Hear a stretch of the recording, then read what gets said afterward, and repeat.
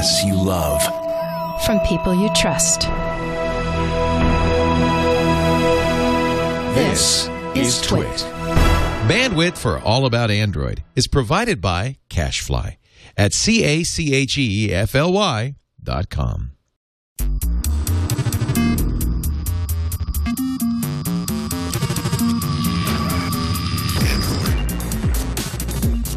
Welcome to All About Android. This is episode 80, recorded on Tuesday, October 9th, 2012. We are your weekly source for the latest news, hardware, and apps for the Android faithful. I'm Jason Howell. And I'm Eileen Rivera. Hello. It sounded like welcome to Fantasy Island. Welcome to Fantasy Island. Well, yeah, I don't have a sidekick that's much shorter than me to herald that in. Actually, everybody here is shorter than me, maybe not much shorter than me, so I guess that would kind of work. I'm just a tall guy. What can I say? Hey, let's get off this real quick. Hey, we have a guest today, Brady Forrest. You may remember him. He's joined us a few times while he was at O'Reilly, and now Brady is kind of doing his own thing. Brady Forrest, thank you so much for joining us today. Thanks for having me. I left O'Reilly in June, and I've since joined Coastal Ventures, and I'm working on helping companies make it to the next stage. Oh, that's awesome, man. So that's coastaladventures.com? Mm-hmm. All right, cool. Well, we'll talk all about that probably at the end of the show. You can plug away and let us know exactly what you're doing with Coastal Ventures and what people can kind of keep an eye on. But before then, we've got a lot of show to get to. We've got a ton of rumors. We went back and forth on whether we should talk about all the rumors, but it's been like a rumor-filled week, so we got to at least talk about them a little bit. Speculation on hardware releases for this quarter, just a number of things, as well as some great apps in the Android arena. So why not waste no more time? Let's jump into our rumors news segment. If I had planned this better, I would have created a video intro that is rumors and not news, because they kind of aren't the same thing. I was just thinking that. I thought maybe we should just have some text that says rumor, and, just over the news or something. Next time. It's certainly apropos to kind of ask this question. There was something that happened over the weekend that sent a good number of the Android blogs and news sites into kind of a little bit of a tailspin. Basically, it started off with some rumors that just got a lot of coverage, and they all kind of centered around the next version of Android, the next supposed version of Android, 4.2. And they made a lot of interesting claims. Customization center for customizing the devices, a new Google Play, Google Now enhancements, as well as something that was called Project Roadrunner, which was aimed at improving battery performance, something along those lines. Everything sounded nice, and as usually happens, a lot of the sites kind of pick up on these rumors if they're credible, if they're known to be credible enough to run.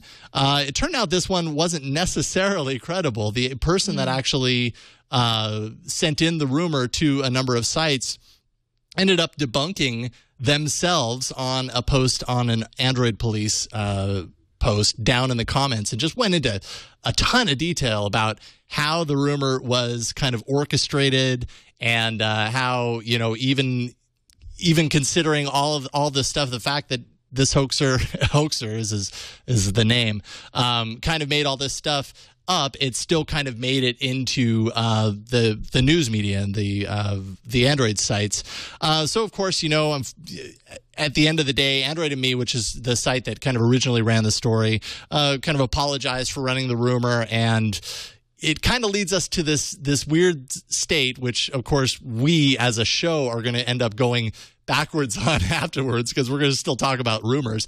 But it's kind of a good question and discussion to have, is when these rumors kind of hit the news, is it newsworthy? Because news versus what rumors are, which is really just wild speculation and kind of fun storytelling, like, do they deserve to kind of crisscross and end up in the same type of coverage? What do you guys think? Well, my husband doesn't believe so. Yeah. I think you know that. Mm-hmm. We were talking about the iPad mini. I'm like, oh, yeah, so those invites are supposed to go out. He's like, yeah, I didn't cover that. I don't want to talk about a possible invite that hasn't come out for a device that isn't even real yet. I was like, oh, yeah. I don't know. I mean, I go back and forth with it. If it's for us as a roundtable discussion show, it's kind of nice to kind of like kick around what the possibilities are and maybe talk about what we want, kind of, jumping off of some of these quote unquote rumors. But you certainly don't want to, stir the pot so much if it's really just way out of context, I guess. I don't know. What do you think, Brady? Well, I mean, I think that's the role of the blogger, the role of press is to consider where information is coming from and whether or not it can be trusted. So and how likely that idea is. If a person, a blogger, journalist keeps making the wrong calls and keeps reporting things that end up being wrong, they're not going to be in a job for long. But there is a game that the press plays of trying to beat everyone to it. And, Twitter and Facebook definitely play to that and have started to, make a real difference to some sites. So I think, press, and back when I was blogging for O'Reilly, this was something we always considered. Like, is this person credible? Does this news make sense? And are we framing it appropriately? So that we're letting people know that we don't know for sure where this news came from and how true it is. And usually sites are pretty clear about that. Yeah, and I would say that was the case here. There was a little bit of kind of a haze over the is this a reputable source, where I think Android and Me, claimed like this is a source that we trust. And in the end, the source had never really given them anything before. So there was a little bit of weirdness there where, okay, if you're saying that, they're trustable, but they're not, how do we know that, all of your sources are trustable in that regard? But yeah, I completely agree, Brady. When it comes to this kind of stuff, it's hard to not want to talk and kick it around a little bit, because when you're talking about the future and when you're talking about something that you care about, and I would say that all three of us, at least on this show, care a lot about Android, it's cool to think about where it's going. Whether that's based in reality or not, it's still a worthy discussion to say what are the flaws or what are the things that could be improved, and to consider how important those might be to future devices. And, like you said, framing it in a way where it's obvious that this is not news, and it's not news. Rumors are at its core stories, and they're stories that are unsubstantiated until they're confirmed, at which time they're news. So, who knows? Some of this stuff that we're going to talk about in the next few items in this little block, all this stuff is just rumory stuff. And I think we'll probably, correct me if I'm wrong, Eileen, we'll probably still talk about rumorish stuff if it's intriguing and compelling as we go forward. But it's an interesting discussion to have, and I can understand why some people are very hesitant to want to hear about this stuff, because it's not actual hardcore news. It's cool to talk about. Yeah, no, I mean, we are enthusiasts. We want, Go ahead, Brady. I mean, it's fun. And as long as people know that it's not definite, then there's definitely something to it. And rumors do end up being true. Yeah, exactly. They're not all false. They're not all, generated out of nothing. So along those lines, we should at least point out that parts of this rumor that kind of hit over the weekend were steeped in something that is obvious, that is happening. 4.2 is as a version of the Android operating system showing up in server logs all over the place. Android Police kind of had an article about clues about, what 4.2 might be running on. There's just a number of things like they see this build called the Occam, which they see to be a phone. And if you kind of parse it a little bit more, you get to the Occam's razor, which is kind of, go ahead and wiki that. I think it's the theory that the simplest answer is usually the right answer, something along those lines. But then, if you parse that out, maybe it's Motorola's, new razor, or some sort of new razor that happens to be running 4.2. What's that? I'm looking at that photo. Sorry, Occam's razor. Sorry. Occam's razor, yes. It's a thing. So parsing these out and finding out the 4.2 are in these server logs. There's also another one that's the Manta build, which is showing up, which from what I understand, the Zoom, was it the Zoom? Yeah, the Zoom code name was Stingray and Wingray. So everyone's like, oh, well, maybe this is a Motorola tablet that's running 4.2. Does this have anything to do with, Nexus, which is kind of on the forefront and right around the corner? So it'll be interesting to see how much of this conjecture actually leads to any sort of reality. But it's pretty safe to say that there is a 4.2 being tested right now, and hopefully we will see what that is very soon. All right. Well, moving on to more rumors. And Ron is not here to talk about LG, so it's my job since I'm the person who keeps saying I don't see LG phones anywhere. Well, guess what? The rumor is the new Nexus phone from Google could come from LG. What? Yeah. That's crazy talk, right? Well, there have been some photos that claim that this is the next Nexus. And the rumor out there are some specs like... let's see here. 2 gigs of RAM, quad core, 1280 by 760 true HD IPS screen, 8 megapixel camera. At this point, only 8 gig and 16 gig versions, a non-removable battery, and supposedly wireless charging. Yeah, Hey. inductive charging. And then, of course, the no micro SD card slot, which I don't know. Exactly. Personally, I'm used to seeing that. I feel like that's just kind of a trend in the Nexus world, but a lot of people are still very upset by that. I can understand that. I am fine with that. Just give me a freaking 32 gig unit, please. Yeah. I do not I need a want 32 only gig. 8 and 16. In fact, I would really like a 64, but I know that's asking for way too much. Just give me a 32. How's that? I'll meet the difference. That's all I want. I need storage. I have the 16 gig that I'm using, that Nexus that you graciously gave me, Jason. I've got 3 gigs left. And I have been deleting apps. I have been deleting stuff. 3 gigs. Wow, you got a lot of stuff to store on your phone. I do, and I'm deleting apps. I'm moving things around. I'm deleting things, and it's still filling up. And I don't put music on my phone. I do some Is it offline, pictures? but I do. No, you know what? I think it's audio. I think it's because I do a lot of offline. Okay, music. that would do it. That's filling up, but I'm being very selective on that. So yeah, it still does take space. Okay. Also, CNET is reporting that this LG will be unveiled at the end of the month. Hooray! If it's true. And do you have some of those photos of what it looks like, Chad? There's an update. Yeah. What you guys think about that little back, that little sort of crystallized back there? Thinking it's kind of hot, actually. No? Yeah, no, it definitely looks nice. It's got kind of a glassy, sparkly looking back there. I kind of like it. Hey, and usually LG is very boxy in their designs, very square, very boxy. And here's, rounded corners and whatnot. So I don't know. I'm digging it so far. How thin is it? That's a good question. I don't know if we know that yet. Looking at these photos, it's really hard to get any sort of sense of that the way it's sitting there. It doesn't look particularly thick. Actually, the way it's sitting on the table and then glancing down at my Galaxy Nexus, it definitely looks a little thinner than that, just because the Nexus has like a little, extra thickness down at the bottom versus the top, and that almost looked a little flush. But I don't know. Brady, do you have any experience with LG devices? I've never owned one. So. No, I've never owned one. I've just handled them. But what I did notice is that there's no mini USB on here, which is kind of scary for the idea of actually managing your files and taking off images or other things. It means you have to rely on Wi-Fi for that. Yeah, that would be really hard. It would be hard to expect that they would come out with a Nexus that didn't have that. But yeah, you're right. I don't see it listed. Yeah, it's not listed. Maybe that's a gimme. And you can't really see it from the screenshots either. These are all the rumor specs. Yeah, though, right? these are rumor specs. Oh, you know what? Yeah, actually, that one you do see it down there at the very bottom, okay, thankfully. Good. Thankfully on that. And then also part of that rumor is a non-removable battery. That's always going to be a sticking point for a large number of people, not being able to pop it out of there.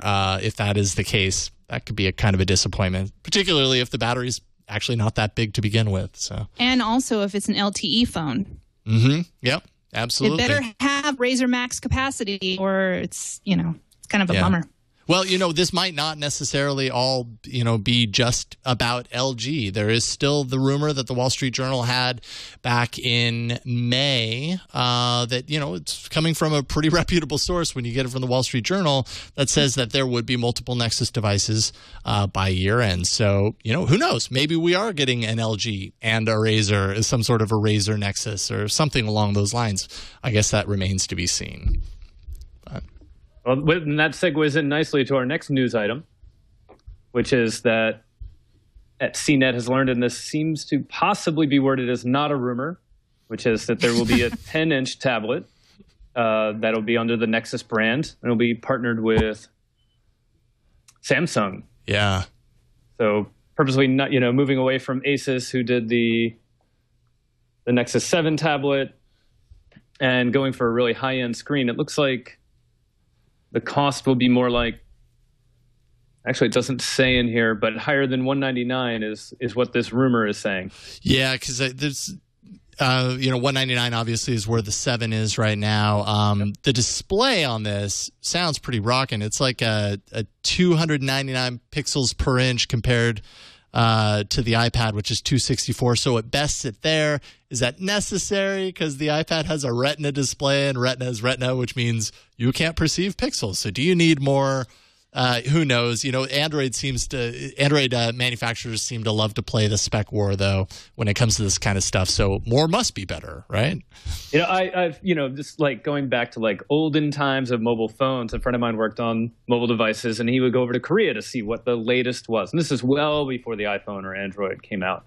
And he would be meeting with them talking about screens, and they would just want more colors. Because the phone next to them had 8 million colors, and they wanted 16 just so they could have that one number higher than what their competitor has. And so we might be hitting that with pixels, where it doesn't really matter anymore. Kind of like cameras with megapixels. Yeah, right. At a certain point, you end up realizing the megapixels don't matter at all. If the hardware and the lens suck to begin with, then you're just making really bad images, very large.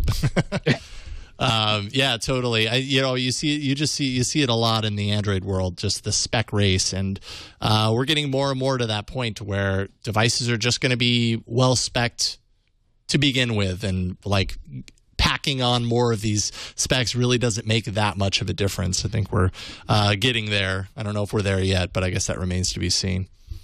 But that's interesting. So I think it's an interesting decision if this is the case for them to go with Samsung at the 10-inch form factor and not Asus, when Asus really made a pretty big hit out of the ballpark with the Nexus 7.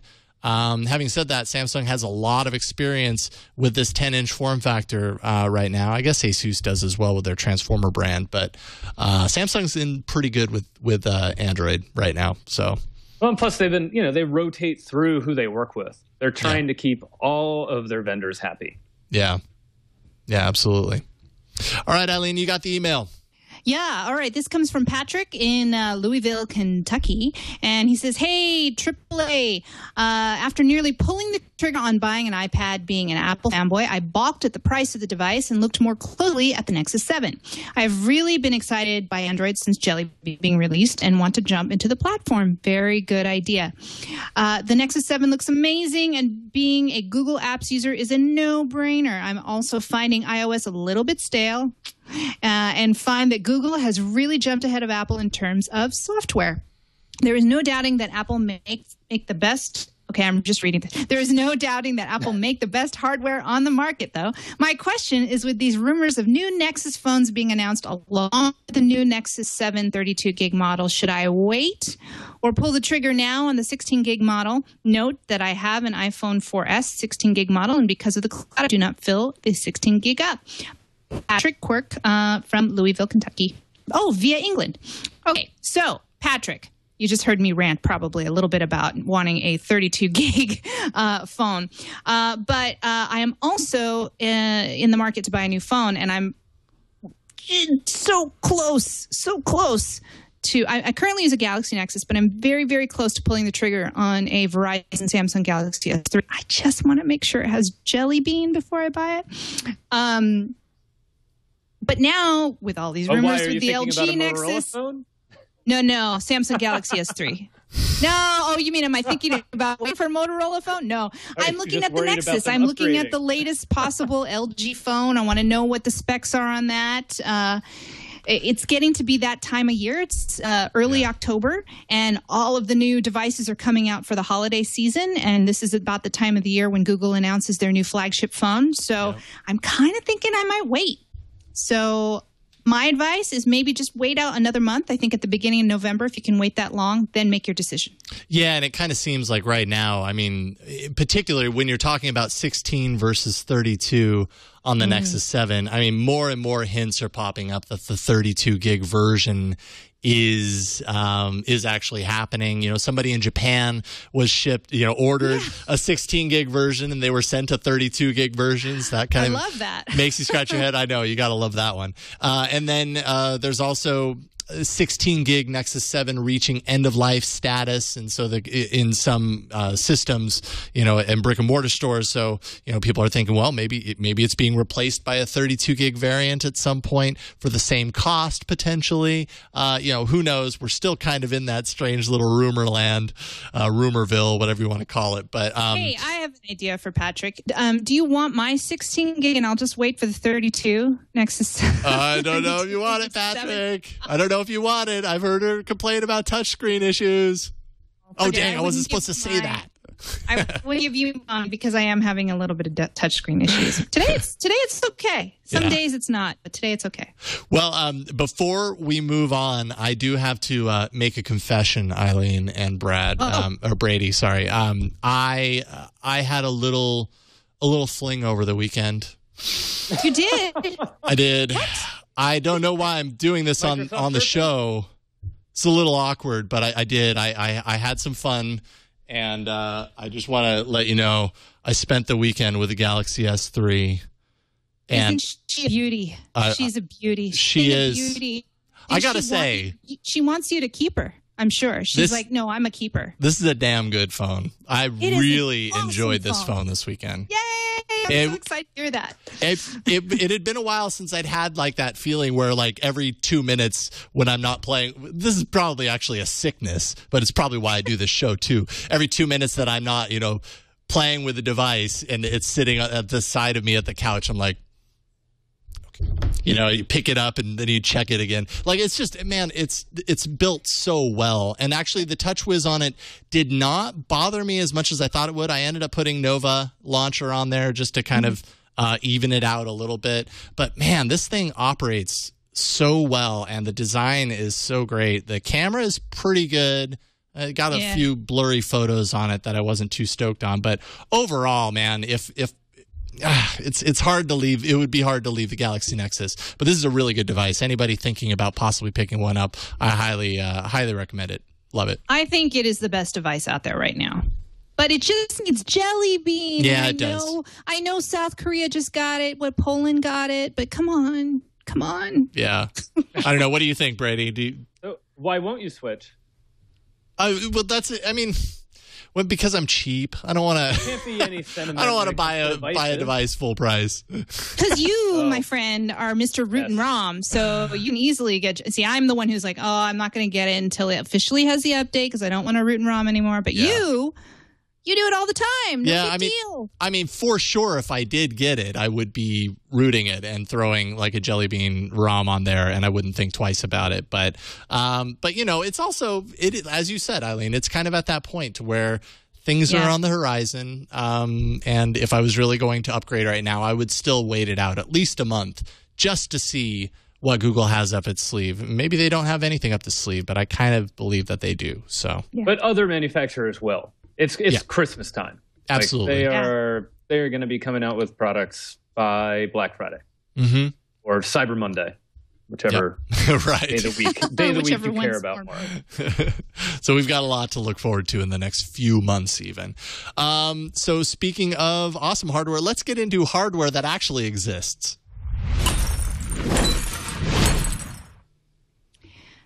So I have gone to my system updates on my Nexus 7, and I keep hitting check now, check. I'm doing the run. Because apparently Android 4.1.2 OTA update is rolling out to Nexus 7 devices, and that'll officially give you landscape. Unless you have Ron's app from several weeks ago, which I have. I can't remember the name of, but you can do a landscape with it. Anybody get the OTA update yet? Because I have been hitting update, nothing. No, but I haven't checked my wife's Nexus 7. It's hers, and she has it. Oh, okay. I'm sure she wouldn't even really care enough to actually check for it. So I'm probably going to be the one to like pick it up and be like, update, just to get it on there. It should just show up, on the home screen, exactly. say ready for update, but then I'm trying to force the issue. So Landscape finally, which, I kind of thought, wow, why was that never included in the first place? Well, now you have it. Yeah, now you have it. Soon. There's also, I saw a video on your notifications pull down that you can click and hold on a notification with this update and then swipe up and it'll actually collapse. So if you've got all those Jelly Bean expanded notifications open, you can do that and it'll collapse all of them into a single line. A few minor touches, although this just kind of came out, so I wouldn't be surprised if we hear a few more things, but don't expect this to be a major update. Google's kind of earmarked it as a very minor and bug release style update. So let us know if you get the update. Yeah.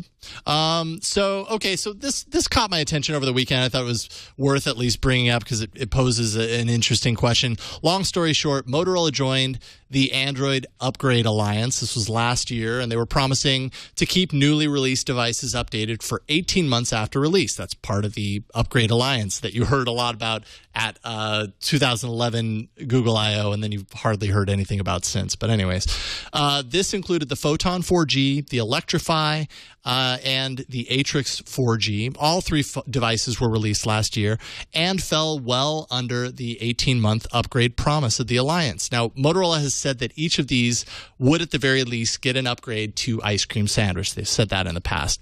Flash forward to a week ago when Motorola Mobility changed the upgrade announcement for these three devices from Q3 to not happening, and Q riots in the street as all of the owners of these devices cry foul, saying, what does it mean if you're a member of the Android Upgrade Alliance and you decide to renege your commitment on just these three devices? What do you guys think about this? So basically, it's particularly in the case of the Photon 4G, it released with Gingerbread in the summer, and then, of course, this Upgrade Alliance happened in the summer, and it will die with Gingerbread. It will never get any update.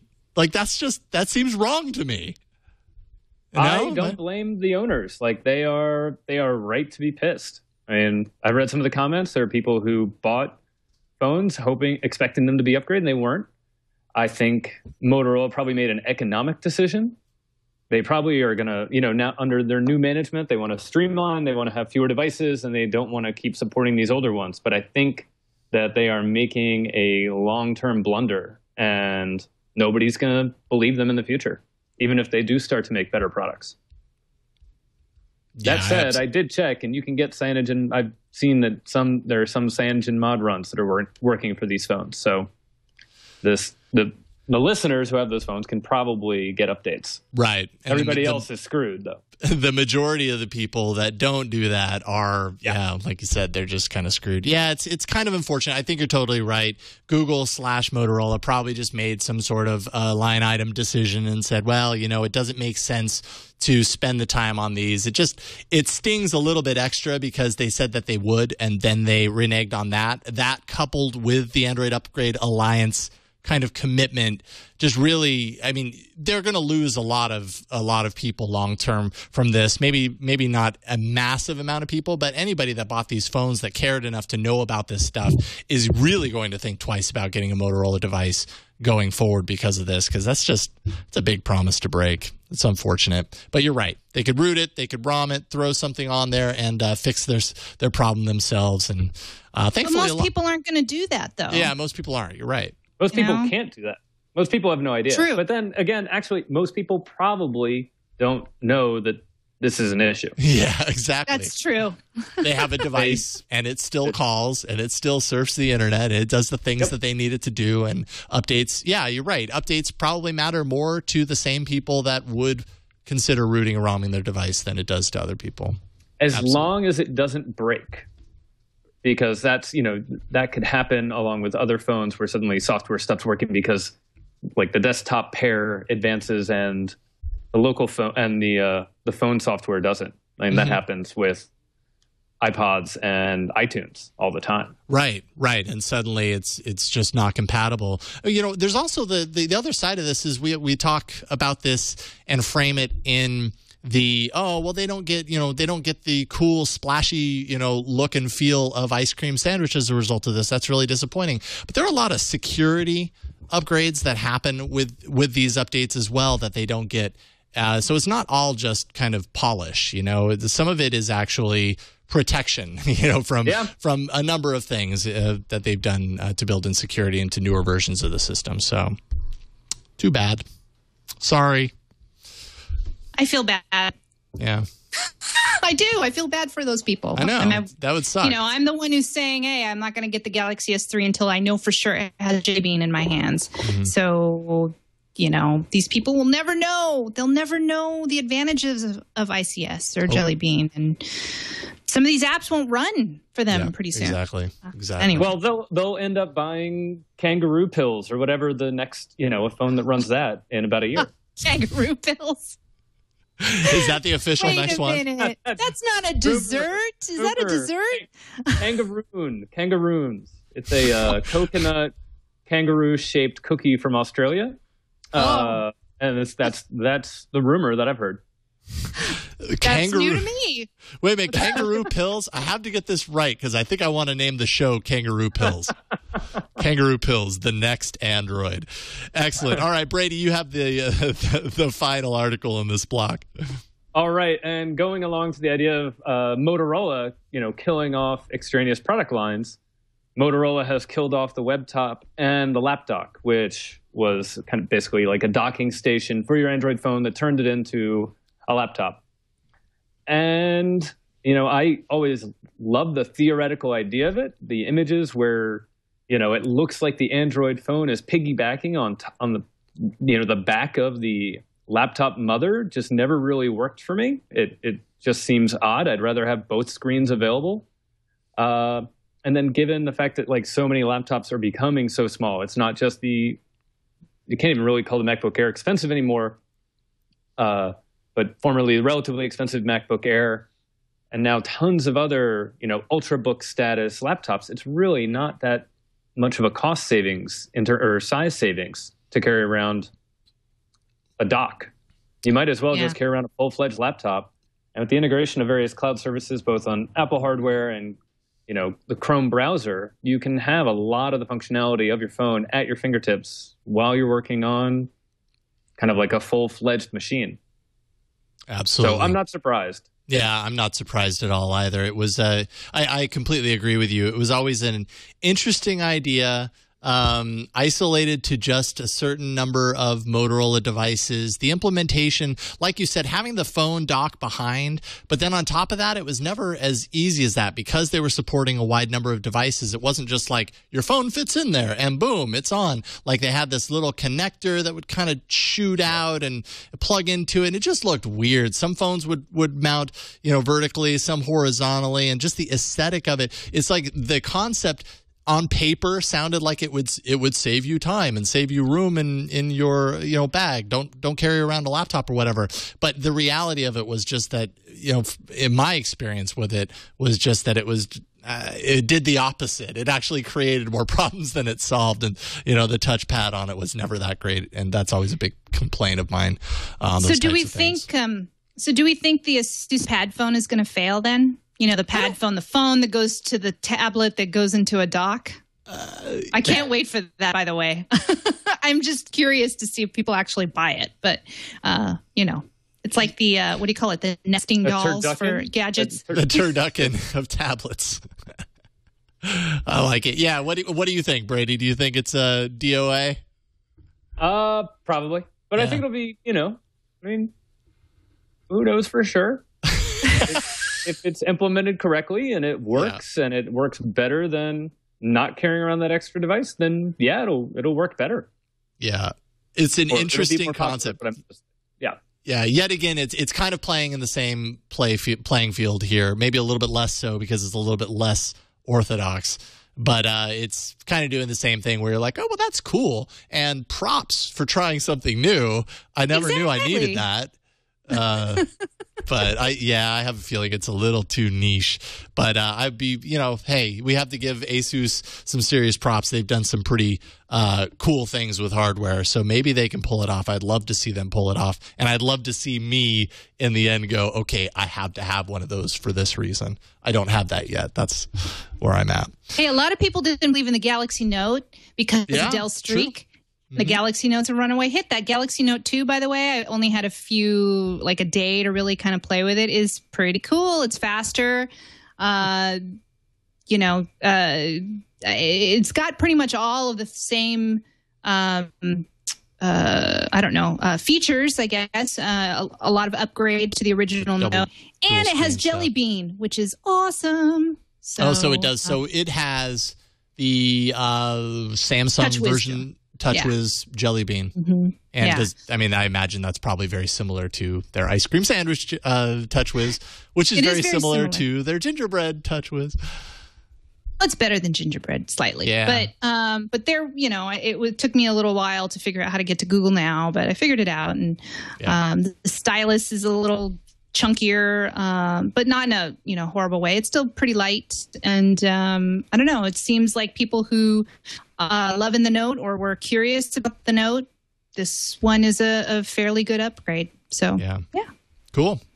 All right, well, let's take a look at a few emails, actually. We had a couple of people write in about our discussion last week around re-rating apps or going back to apps that had that somebody gave 1 star and giving them a reason to go back to it. Ryan from Boise writes in and says, I can't help but wonder if there's a better way to handle this from the Google side. What if app reviews were broken up by device by default? Have a toggle to show overall versus ratings for your particular device.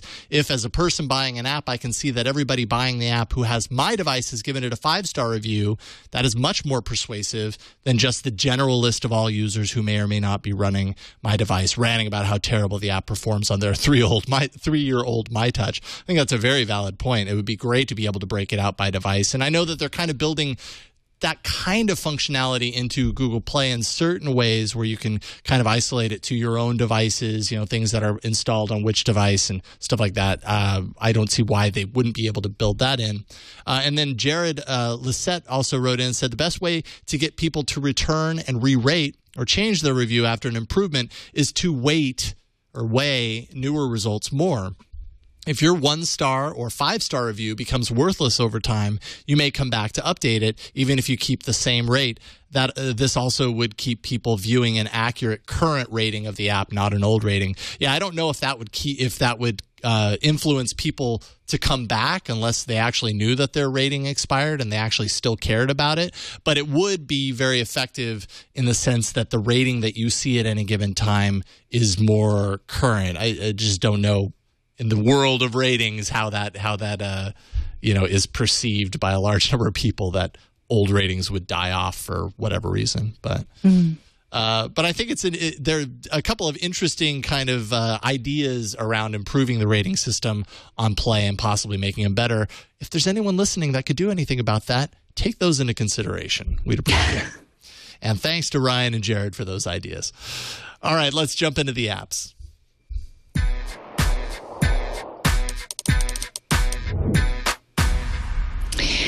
I'll go first. And if you have a Google TV, you may have received an update. I have not. Just like I'm updating my Nexus, I have not received the latest Google Play update, which allows you to purchase movies and music and gives you a whole different look of the store on your TV.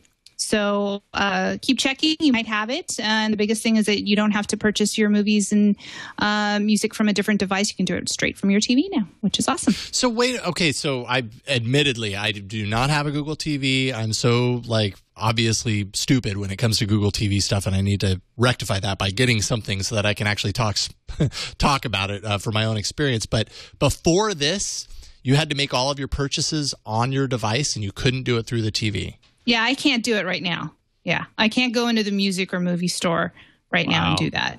So interesting. I'm just waiting, and now you'll have the kind of the store that you. Well, it's on that article there. It doesn't. My store does not look like that. It looks really different. It has apps that I could purchase, but only specific Google TV apps, and that's it. But I can go into the music app and play my music, but I can't purchase stuff. If that makes sense, I can go and to YouTube and play my purchases, my movie purchases on YouTube app, but pretty soon I'll be able to just do it all from the TV. So it didn't really matter to me, honestly. I didn't really think it as an issue.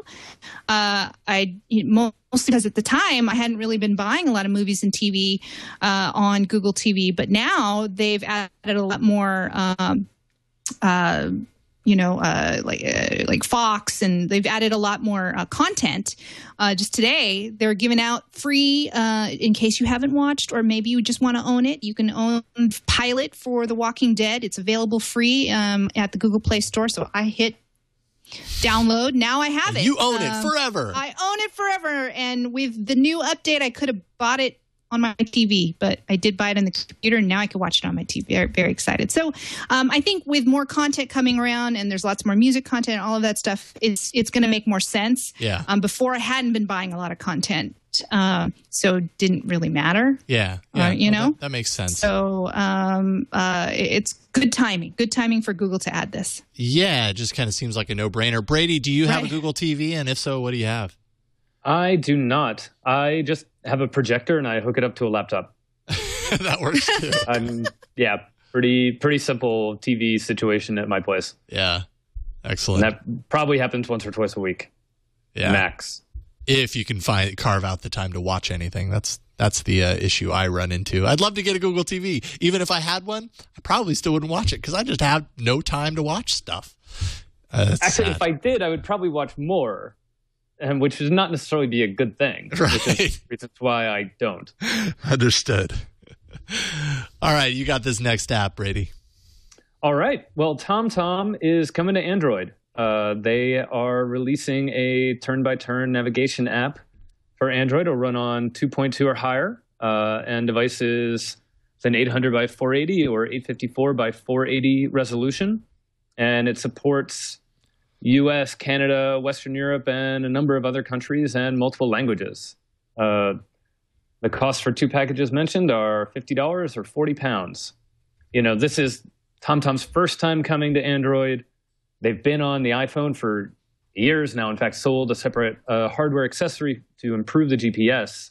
Oh, okay. And yes, commenter Nick Geek, they are going up against the in-house contender Google Maps, and that's probably why they didn't come for a long time. But now that they no longer have kind of a clear shot at being the main turn-by-turn navigation app on the iPhone, and they probably had some special deal with Apple around that, I think they've probably decided to go the Kindle route and just be on as many devices as possible. And this will help improve their data because they have the connections from all the users, and they're basically moving more and more towards software as a service. Yeah, I mean it's incredibly smart that they do this eventually. It's the way everything is moving.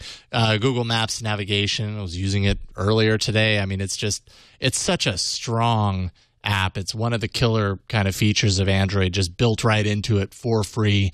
I think the leg up that you get here is the offline maps aspect of it. Now, Google Maps and Google Navigation does have offline map capability, but you are a little limited. I think you're limited to whatever area around a particular location that you can store that falls under, I think, 50 megs of storage. And so you could store individual pieces like that, and maybe that covers the place that you're going. And I did that once camping. It worked fine. But if you're going to a really dense city, storing the entire city is going to be really difficult because 50 megs fills up pretty quickly when you've got all that information stored in it. So with this, you're paying a chunk, but you're getting the entire map data. And we're talking gigs of data stored on your device so that when you go to Europe, someplace in Europe, you've got that entire country that you're visiting stored on your device and you never have to worry about being connected. So there's definite value there. for sure. I would love to play around with this. Let's see here. Google is finally, they are publishing.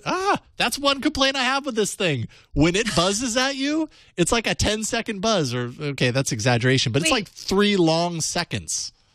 Wait, what's buzzing at you right now? A notification comes through on this, and it's almost as if the phone is ringing. It freaks me out every time. But you could change that. Yeah, I know you can change it, but, I obviously didn't. I'm I should have done that. a supporter of that phone. I'm going to be like, oh, yeah, you can fix that. No problem. Sorry about the distraction there. Google published a bunch of guidelines, actually a tablet app quality checklist for developers to entice them to create more tablet-friendly applications. Obviously, the Nexus 7 has kind of been a boon for Android tablets, and they want to encourage more people, more developers to make their apps tablet-friendly. So this is kind of a cool little checklist, a step-by-step checklist. I just thought, oh my God, noob complaint. Raygun01. Yeah, it's true. That probably was.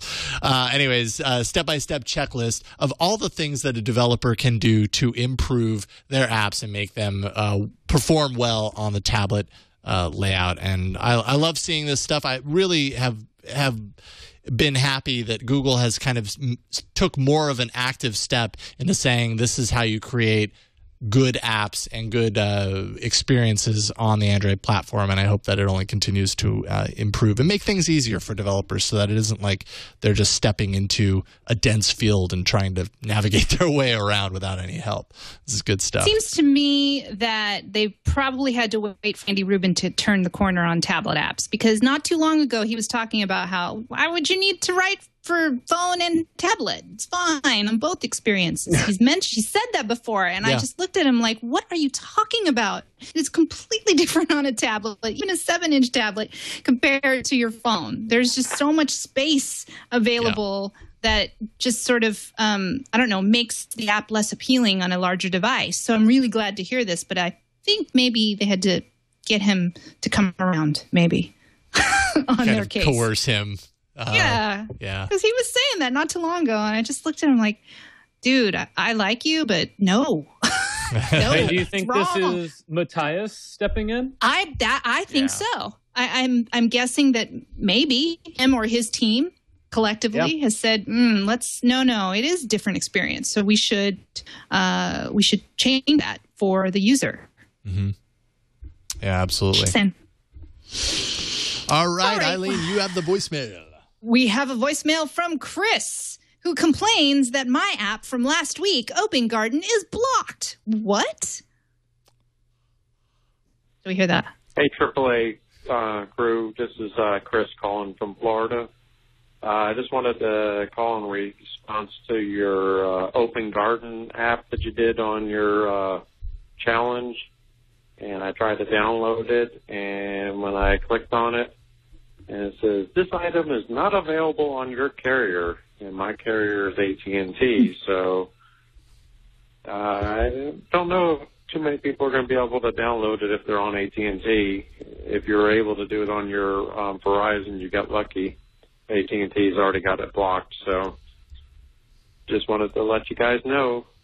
Thanks, and love the podcast.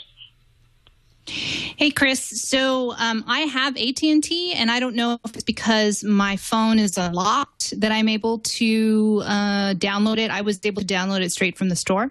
But Corey Mills had responded on our poll and said, Open Garden, I'm just going to read his whole thing. Open Garden has accomplished something I've been trying to do for a while, get around AT&T's tethering restrictions. Seriously, $20 more a month. Love it. Also, download the APK by visiting Open Garden in a browser directly, because AT&T restricts the download directly via the Play Store. So that should be an option for you, Chris, and for those of you at AT&T or AT&T customers who want to try out the app. So try sideloading, downloading the APK, and or you don't have to sideload, just download the APK straight from the site and give it a try.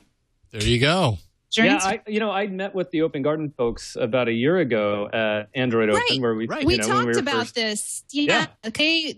I picked them, didn't I? I think I picked them for to win. We talked about this last week when I reviewed their app, and I saw them, and it's pretty good pretty well thought out app, I think. Right, Brady?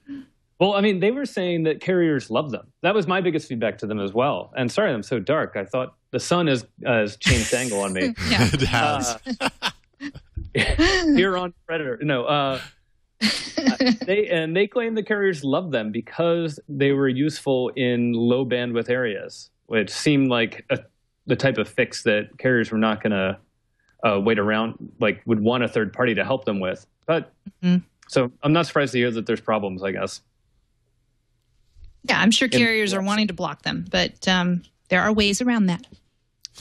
There always seem to be. Well, speaking of Open Garden, let's jump into the arena and see how last week's poll went. 2 enter, 1 lives. Android Arena. Boom! Oh, man, this was a really close week. This is like about as close as they get. Did Ron win? It was a 3-horse race. Oh, you won. Yeah, better than expected wallpapers came in first with 35%. Open Garden, a close second at 33%. And Goji, a third place at 31%. I mean, it was a 3-horse race the entire week long. Earlier today, Open Garden and Better Than Expected were tied when I opened it up. This was at like 11. Really? Yeah, they were absolutely tied. I was like, well, this could go anyway. So that's great. I love it when it's that close because that means we had 3 great apps that people were divided on. So that's awesome. So then that would mean that Eileen is up. Should I go first? Yes. Okay. So my app this week, and Jason, you reminded me that I do like this app because I was actually going to do this app last week and got distracted by Open Garden. My app is from a I'm looking up the developer name from Mobage, and it's called Pocket Planes. Those of you guys who I introduced Tiny Tower, I don't know, several months ago. It's essentially the same developer, same kind of deal, but this time you are flying planes, you're dropping off cargo in various cities. And it's sort of the thing about Pocket Planes, I think that makes it addictive is when you level up, have more planes, you have more cargo, you have more options.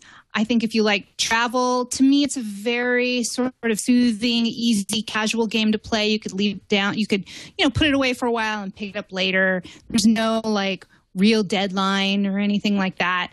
And essentially, I don't know if you downloaded it yet. I'm trying Jason. to sign in through Facebook. It's taking me forever. The thing about it, too, is that it just has a natural... when you play the game, it sounds like you are on a plane. And you hear sort of the rumble of a plane, just the wing noise, the call light, when somebody taps that, you have those same kinds of natural noises. And there's no music to this. Tiny Tower has music. It has a constant soundtrack. This is just the plane. So you start off with some planes here. Oh, you're watching the video now. There's many kinds of planes. You have to level up to get some of those really cool planes with many, many passengers there. But essentially what you do is you just take cargo from city to city, whether it be a person or an item. And the more points you get, the more cities you can unlock. And then you travel across the globe. It's just a very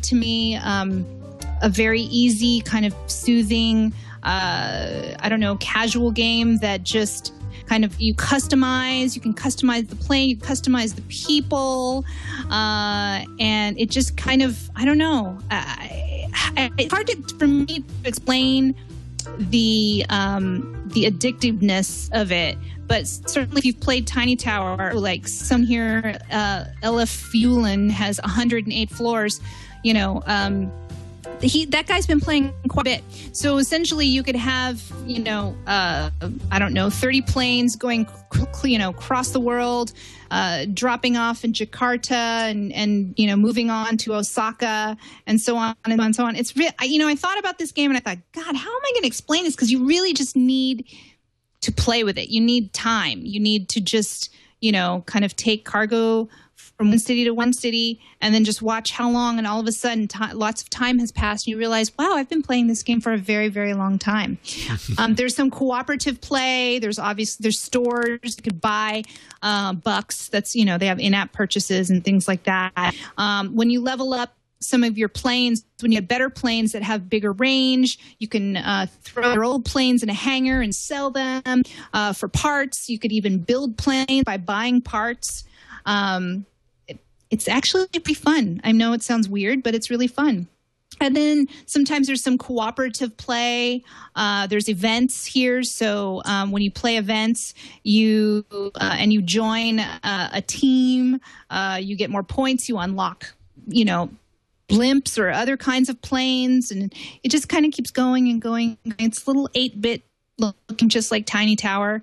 And yeah, you buy airports, you upgrade your airports to get more jobs, to get more planes out in the air and more people transporting them from one place to another. Have I sold you yet on that? It's a very different kind of casual game, which I think is a lot of fun. And I think once you kind of start playing with it, you kind of you get a little tutorial on all kinds of planes that are out there. I'm not very versed in airplanes and in parts of airplanes, and you get to learn a little bit more. And I like travel. I like maps, so I like kind of plotting. Right now, I started my city in Japan, so I'm branching out into Russia now, and I'm gonna, some cities are more expensive than others.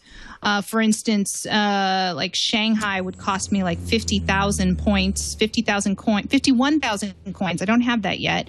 Whereas a small country like Nanping, if I can ever, will cost me like 10,000 points. So you just kind of build, and actually when you get more higher level cities, you get more coins when you drop off your cargo and your people, and it goes on and on and on and on, and you can play forever. It's a game that never ends. Excellent.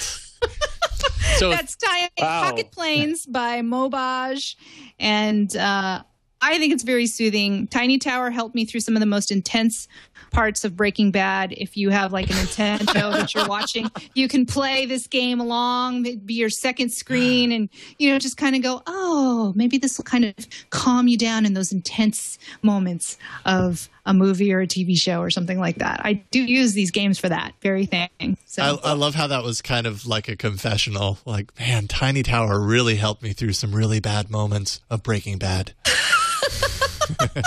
There's some intense scenes, man. Yeah, no argument there. I completely agree. I needed a Tiny Tower, and I just didn't have it. Maybe I'll replace it with Pocket Planes. Cool. So that is Pocket Planes. It is free in the Play Store. Excellent. All right, Brady, you are up next, and I think I have your app all installed. So go ahead and talk about it, and I'll see if I can keep up. All right. Atooma. Atooma.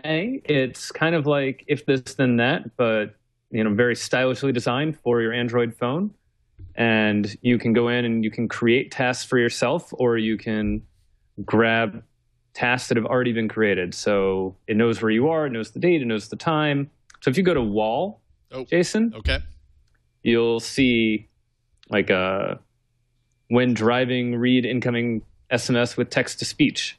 And then you kind of see if GPS is at a certain speed, then do text to speech. Yeah, if messages, SMS received, GPS speed. Okay. So there's a little bit of parsing as far as like what the order is. I see. So it's just an if-then style approach. Yep. And so it's very simple, just kind of like Tasker, but I like this interface quite a bit. And go back, you kind of have it steps through with you. If you do My Atooma, you have your choice of triggers, data, mobile apps. In the future will be actions or objects. You could picture having kind of a connected situation going on in the future. And if you hit mobile, you've got a bunch of different statuses for your phone. If you select battery, you could say if plugged. Battery, if plugged. Do. Oh, maybe I did that wrong. Battery, where are you, battery? I love it. This is kind of a cool interface. I like it a lot. Although obviously it's not working for you right now. But like very simply, like I just found if battery plugged in, then tweet a message. And so it allows people to create these mini apps. No, it worked. You're now selecting the thing to do. Yes, I see what it is. So now I'm in do. So I've already selected battery as the condition. And then what app? Launch an app. And then Twitter. Post a tweet. And you can put in the message, my phone is getting juice or whatever. You may not want to do that. But that's certainly more interesting than people tweeting their weight from their WeThings phone or scale. My phone is being Atoomaed. Actually, you know what I'd rather say is it's not Atooma. Oh, there you go. It's not Atooma. This is really cool. I like the interface a lot. That's, Tasker is really, really powerful. It's just the interface can just be very confusing. It's not the easiest interface to tackle. This one actually makes a lot of sense. Yeah, and these are two guys out of Italy. Just kind of released it. It's in soft beta right now. So check it out. Is cool. Yeah, and so then equal, and then boom. And then I give it a title, hi, for speed's sake. All right, and then tag your Atooma battery. I'm going through the whole thing here. I want to see where we get. And then is that it? I think so, yeah. Okay, so then I'm done. All right, cool. That's great. So that is called Atooma. It's beta in the Google Play Store. You can get the beta for it. What's up, Eileen? It just sounds like you said Atooma. Atooma. I know. Once you hear it that way, it's hard to go back. It's a great app. No, I'm not laughing at the app. I'm laughing at the way we say it. Atooma. It is not Atooma. Actually, it is Atooma. Okay, so that's awesome. That's Atooma, and it is free in the Play Store as well. My app is also free, and it's a pretty straightforward app, but I imagine it'll save some of you out there from losing something forever. It's called Dumpster. And it is a recycle bin for Android. So, it's like a recycle bin for your computer, whatever. If you have it installed, you don't even know that it's working behind the scenes. You can set it up to capture pictures, video, and what am I missing? One more thing, music files. So you can basically anything that you delete manually. So I'm going to go ahead and delete this picture and this picture. Go ahead and send it to delete the selected items from my gallery. They're gone. And, normally I wouldn't know where to find these if I wanted to restore them. So I'll go ahead and go out to my desktop here, or my home screen, not desktop, launch Dumpster, and we should see both of those images that I just deleted. You can go ahead and pull it up and preview it if you want, and it'll give you a full screen preview. And if you want it, you hit restore, and boom, it moves out of here and back to wherever you deleted it from.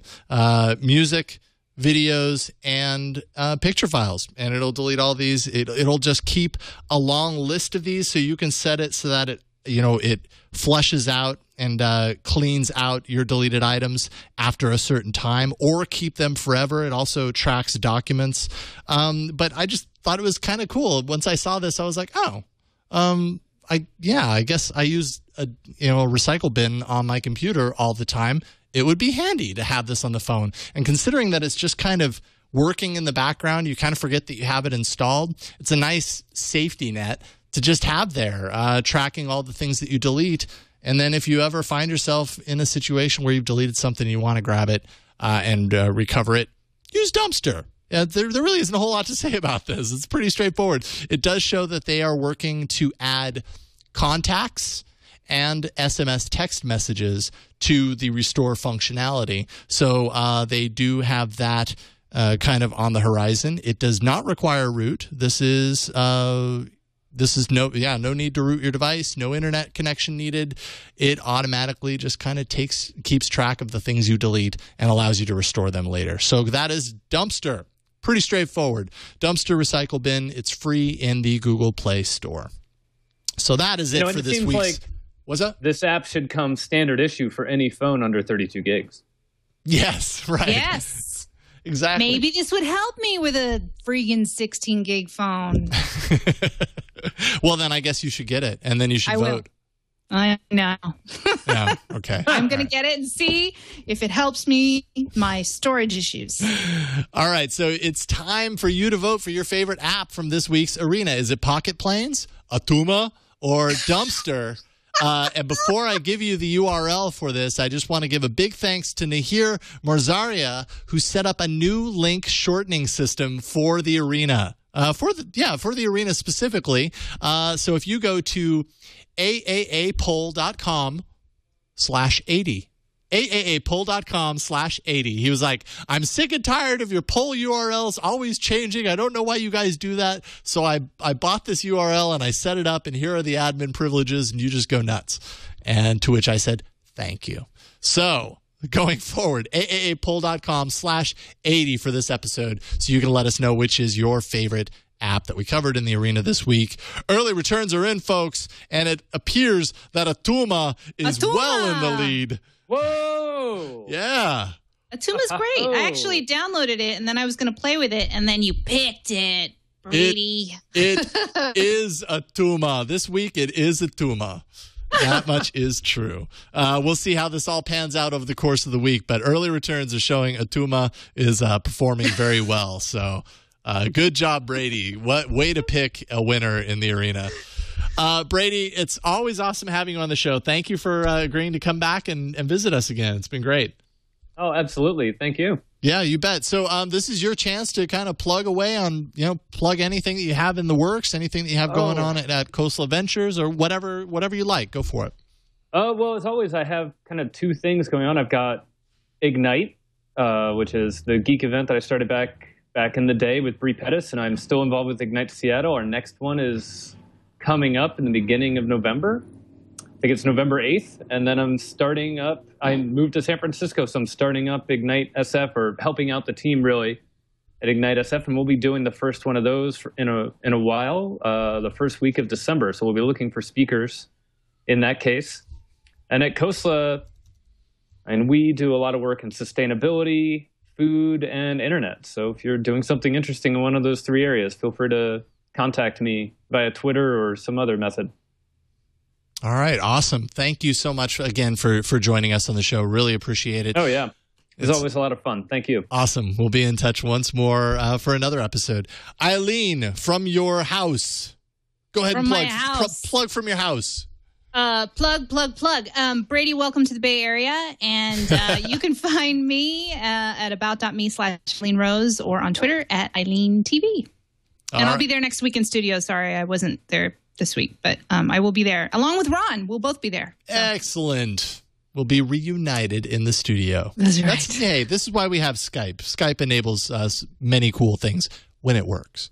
So it worked perfectly today. You can find me on the Twitters. I'm at Jason Howell, or you can visit about.me/Jason Howell and find all my other ways of stuff going on. But that's it for this week on All About Android. You can leave us a voicemail. You can do so at 347-SHOW-AAA. You can always send us an email and attach a link to that email to a video that you've posted on YouTube. Wink, wink. Send that to aaa@twit.tv. You can find the show on Twitter. We are at Android Show. Show notes can always be found at twit.tv/AAA. You can also find past episodes there, as well as iTunes, YouTube, a number of places. We're all over. And you can catch us live. If you want to catch the live show, be part of the live chat. That's every Tuesday starting at 5 p.m. Pacific at live.twit.tv. That is it for this week. We'll see you next week on another episode of All About Android.